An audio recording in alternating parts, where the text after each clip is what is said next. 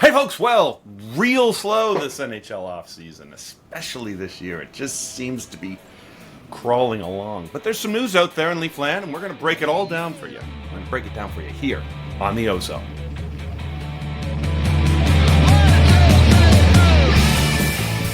You're in the offensive zone, your place for Leafs hockey.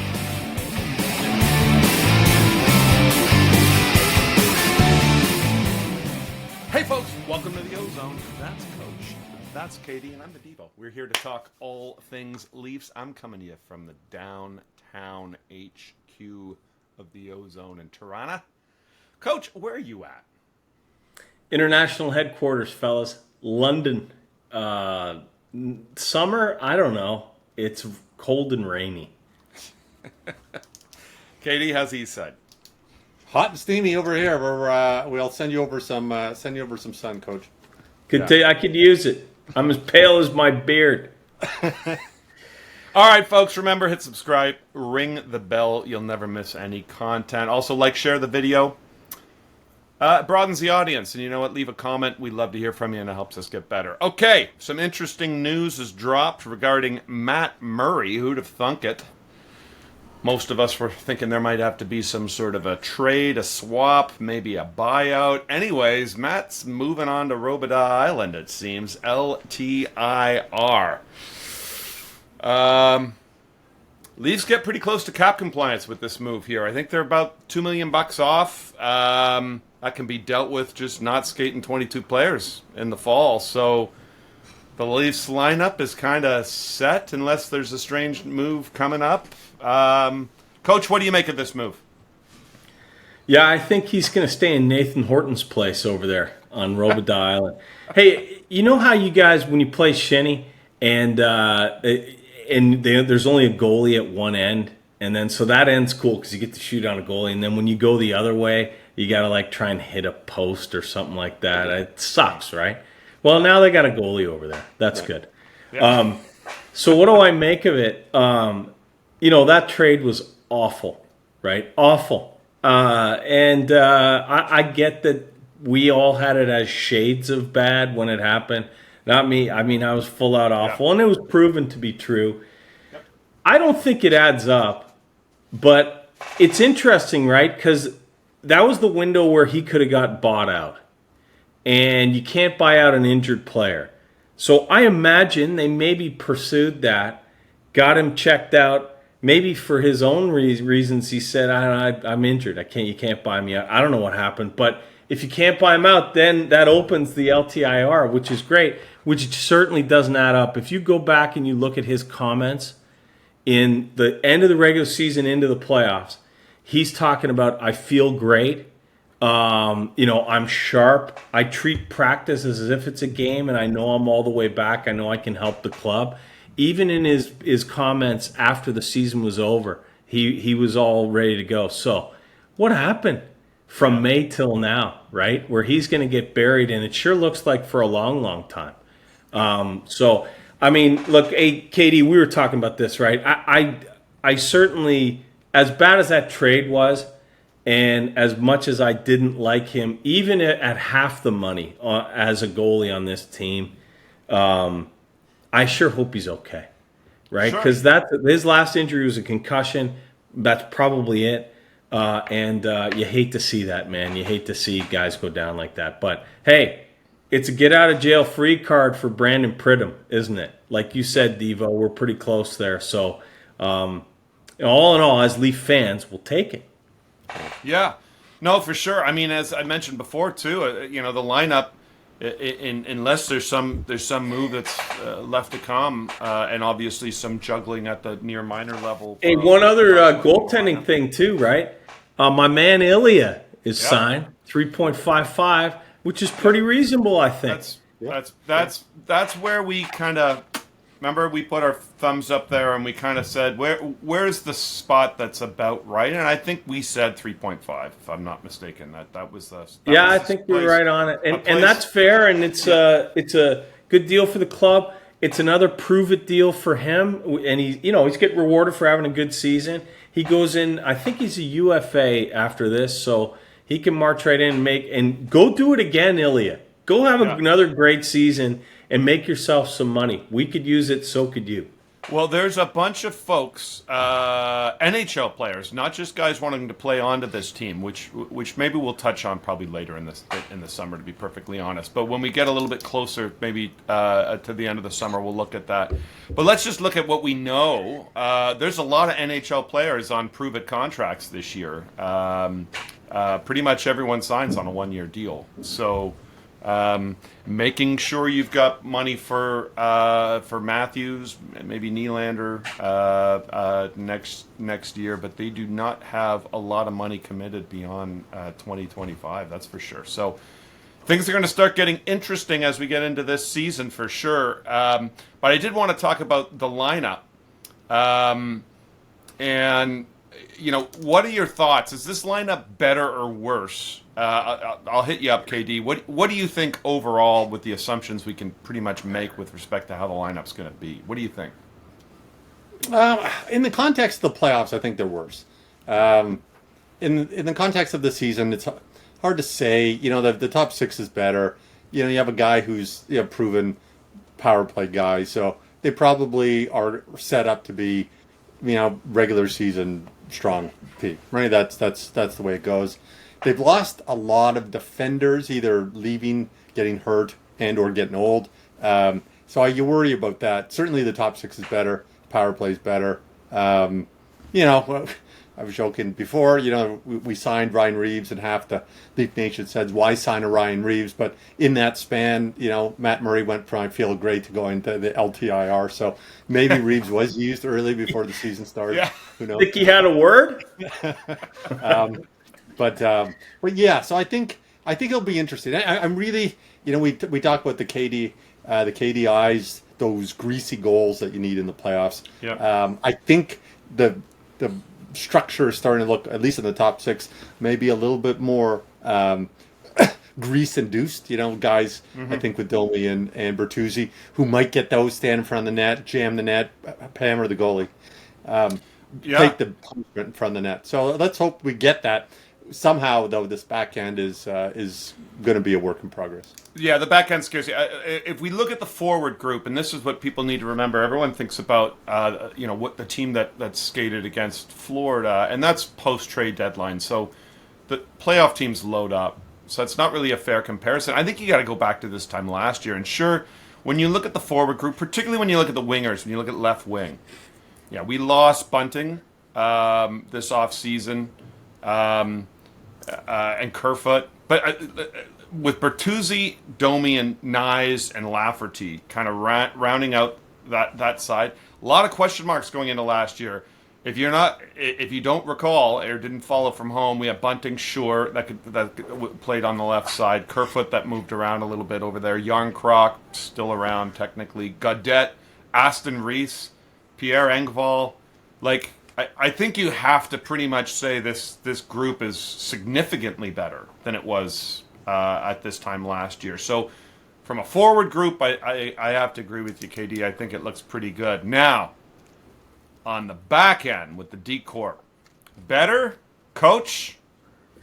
Oh, no. Not even close. Now, the D-Corps was, but adding Jake McCabe, although asked him probably do a little too much in the playoffs, right? But adding him was great at the trade deadline. But to start the year versus last year versus this year, no, it's worse. And the reason is John Klingberg, guys. Yeah. And actually, you talked about the forwards. I agree. The top six is stronger. The left side is absolutely stronger. But you lose some guys. Engvall could kill penalties. Kerfoot could kill penalties. We haven't added any penalty killers there. We're worse, I believe, defensively up front. Yes. We're significantly worse on the back end. John Klingberg, I saw some article, some stat. Guys, I'm old. I don't get all the advanced stats. But this stood out to me. He was the worst defender in the league by some stat. I don't know I think it was expected goals against, something like that. But in the whole league, now Anaheim was awful, sure, but then he went and played 25 games with Minnesota. He wasn't much better there either. Yeah. It's it's an unbelievably bad signing. I can't even get it out. I would take 10 Nick Richies before this contract. It's so bad. And we're going to see it. And you Leaf Nation way back thinks that Larry Murphy was a problem. Wait till you see this guy defend. It's going to be so bad. And look, his skill set is not something we needed. We needed guys that could defend. We need big guys. We've been talking about this all the time, Devo. We need big guys that can defend. He's 10 ply, soft. I was having a good summer till you brought this up. It's funny. Maybe that's not the right word, but you talk about a whipping boy in the Toronto market, and we lost Justin Hall this offseason.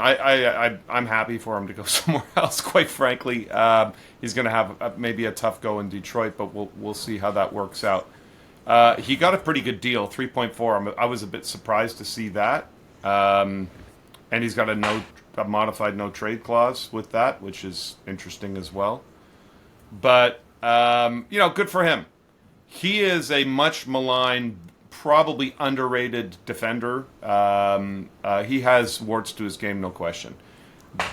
But for a team that needs some defensive acumen on the back end and some size, to trade him out and put in Klingberg, my goodness, it is going to be... there are going to be some head scratchers. And Ilya... It might not like the fact that he's on a contract to prove himself for his next payday, because he's not going to get a lot of support for. Let's remember too. Hall played a ton of PK on the right side. Klingberg is not killing penalties. He can't kill penalties. Hell You're no. Probably not going to have Timmins back there. That means you're probably going to see Jake McKay play the wrong side on the PK for extended periods, and we saw how that worked out. Yeah, well, I guess it depends on Liljegren, I think, right? Because Brody, the way it stacks up, Timmins is your seventh guy. I'm not sure is he? He actually makes. If everybody stays healthy through camp, he may have to get waived because of the cap, right? But Brody will kill penalties. Liljegren will kill penalties. McCabe will kill penalties. I guess Riley. So, defensively. Hall was fine defensively. He did play a lot of minutes. But swapping defensively Hall out for Klingberg is way worse. Here's another thing that's worse, guys. Gio for Gio. Yeah. Gio, 6 months later in the playoffs, I hope he's come back, but you can't count on that guy for 82 games of solid D like they had. Played him, for 75 played him way too much. We have evidence, 25 pods, where we're saying they got to figure out a way to reduce Gio's minutes. He was playing way too much last year, and it certainly caught up with him. He was maybe put him on LTIR till Christmas. Under the cap, bring him back after. Send him to Murray's doctor.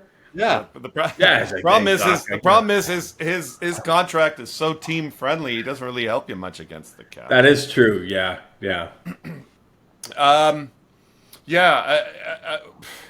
Another year older, so we'll see how that helps out. And we hit on the Klingberg thing, 4.1 cap hit. Ouch. Anyways, that hurts.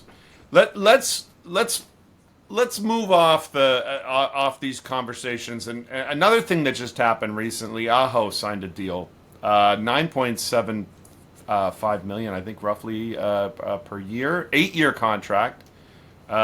He's a center. That, of course, is starting to prime all the Nylander talk out online. It pegs him, I think.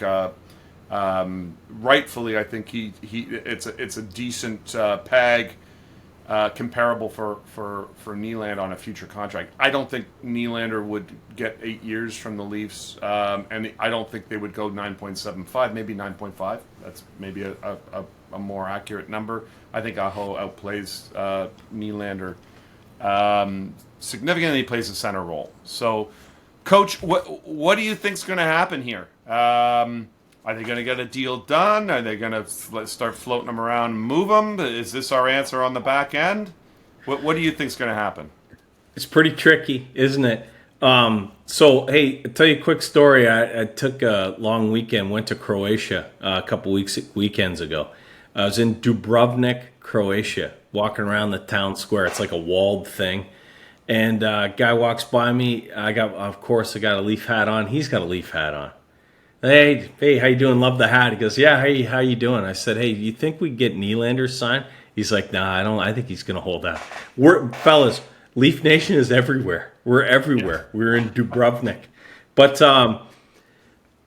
add into the mix here that Jim Treliving just got burned with John Hockey leaving Calgary, right, for nothing.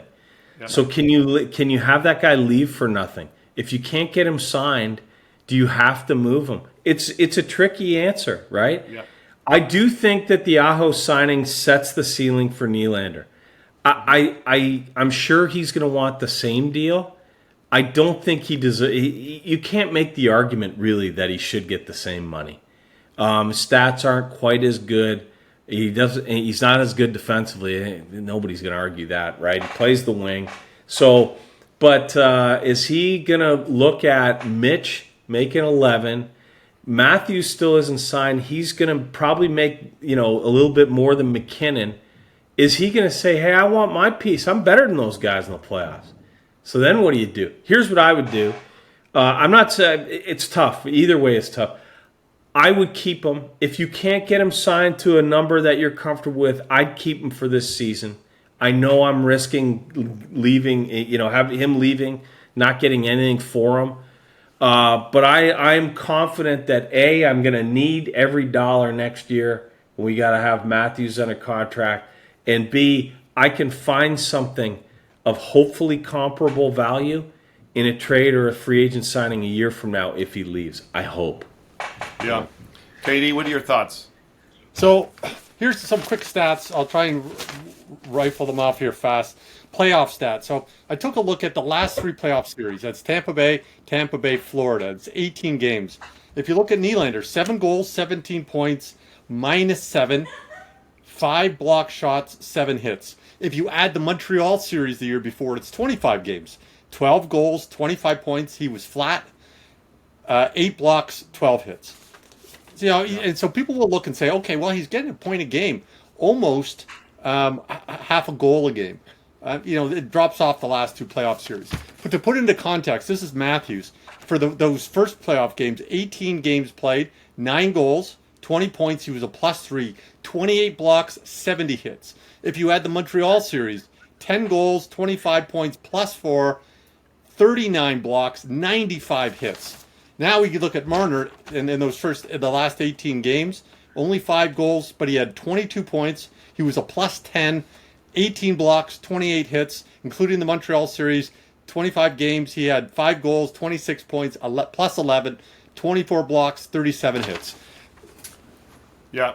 Nylander doesn't do enough to justify that money. He doesn't do anything other than score. If it's just going to be score, he needs to score more. So, like, I don't disagree. Yeah, I don't disagree. I think it's very hard to look at Aho and make a legit. I mean, I know the stats when you sort of line them up look okay. Just the sheer numbers of them. The most important one that stands out there for me is the +/-. I mean, yeah. Nylander gets. What do we say every time when the whistle blows at the end of the 3rd period and we're going to overtime? At least what do I say? Nylander wins or loses. Nylander wins it or Nylander loses it. He's going to be on the ice either way. He's either going to go down to do something incredible, score and win, or he's going to miss the net, break them out the other way, and limp back and score the other way. It happens pretty much every time they go to extras. And, I think you said it there. Our stars haven't carried the team very well in the postseason. That's a criticism that all of these young stars really have to wear. But there is a bit of a narrative out there that Nylander has outperformed some of the others over the past few years, and do the homework, people. It's a quick Google search. He's not better than Matthews or Marner. He's not. And also, one thing you didn't even bring up there. And I'm not also defending Matthews and Marner. They need to be better in the postseason as well if they're going to be paid $11 million. But one of the things that the Leafs have done very well in the postseason, particularly in those 2 Tampa series, was their penalty kill was pretty good, and Marner needs a little bit of credit for that. You're not going to see Willie out there 5-on-4. No. Yeah. Hey, KD, that's a lot of numbers.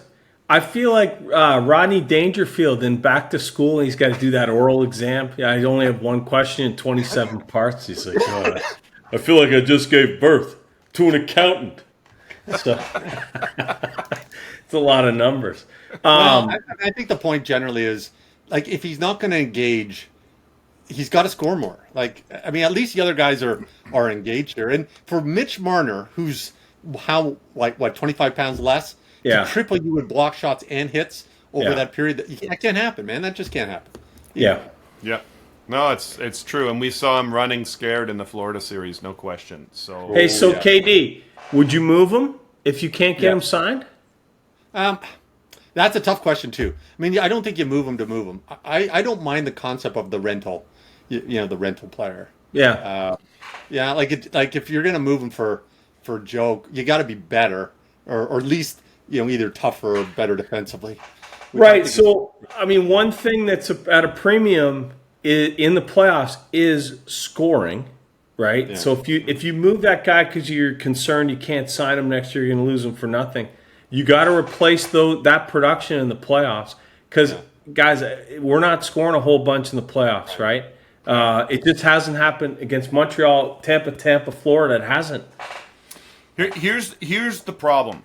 And, Nylander always gets brought in as, one of the core 4. The difference between him and the others in the core, the other 3 in the core 4, is that he's not on a double-digit contract. His cap hit is fantastic. So, moving him out, like you need players to perform above a number when you carry 3 guys that are 35 million. So you need guys to do that, and Nylander does. Will he outperform? Will he outperform his next contract? I don't know. Probably not, unless he starts getting better. But it's all, this year you got him at go. It's also dangerous to try and move him at the trade deadline because he'll be an integral part of the offense. So you either got to do it at the beginning of the season. If you can't, then he's your rental for the year. Yeah, but you hit on it, Devo. Where are you going to find a guy making less than 7 for this year that is going to outperform his contract like Nylander is outperforming that contract, right? Look, and where are you going to replace that scoring? It's hard. I don't think you could win that trade. Yeah, you can't win the trade. And here's the, because you're going to have to get something back that still fits in this cap constraint. So if you're going to get a great defender, some big monster gorilla defender is going to eat minutes. Now it is easier now, though. Yeah, it is easier now that Murray sorted. Yeah, like I think he might have had to be moved for cap reasons, right? Then you're getting worse back because you're taking less salary back. You're a worse team, and at least you get rid of Murray. Now Murray's kind of sorted, so I think there's more of a path to, like you open the thing with. This is it. It's the roster we roll into this year. We're okay because look at the division, right? I think Toronto's a little bit worse. I know we could argue that about roughly the same, maybe a little worse. The defense sucks. Klingberg just anyway. And we're counting on Ilya to have as good a year again, and we're counting on Joe Wall to give us 30 starts. There's a lot of risk there too. However, Boston considerably worse. Yep. Patrice Bergeron, loved you in the Canada uniform. Happy you're gone in a Bruins uniform. You killed us, right? Pasternak's probably gone too. Tampa's worse. Florida's all banged up. We're okay. We're okay to make the playoffs, right? Yeah. I think so. Maybe this is a good year for us. Yep. I don't disagree. And listen, we talked a lot last year too. Just to tie off the Nylander thing, again, when you have big contracts or you have, let's call it a core 3, you got to have guys outperform their contract. That was always the defense that we had for Hall too, right? We said he wasn't a great defender, he wasn't a great all-around player, but for $2 million, a guy A guy who Yeah. kill penalties and give you 18 tough minutes a night, like you got value for him. The Leafs get way too much value for Nylander to be able to move him. I don't think it's realistic. I don't think it's possible. All right, folks, there you have I'm it. going to make KD or Devo. Can I make a resolution?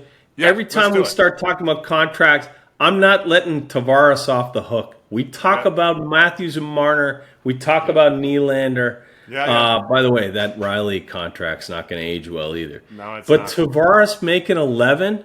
KD, you asked, hey, how can he be -7 in the playoffs? Because he's dragging Tavares around. That's why. Tavares at 11 is killing us, guys. Yeah. One more year of that, though. Well, two. Hey, he had Tavares had a pretty clutch goal. Got us the series winning goal. That was kind of big. That is true. That is true. That's something for the resume, anyways. All right, folks, there you have it. We're not going to leave you hanging like we have over the last couple months here. We're going to be back a little bit more. There's more news. This lineup is going to start solidifying, and then we're going to start being in your living room every day. You can count on it right here on the OZone.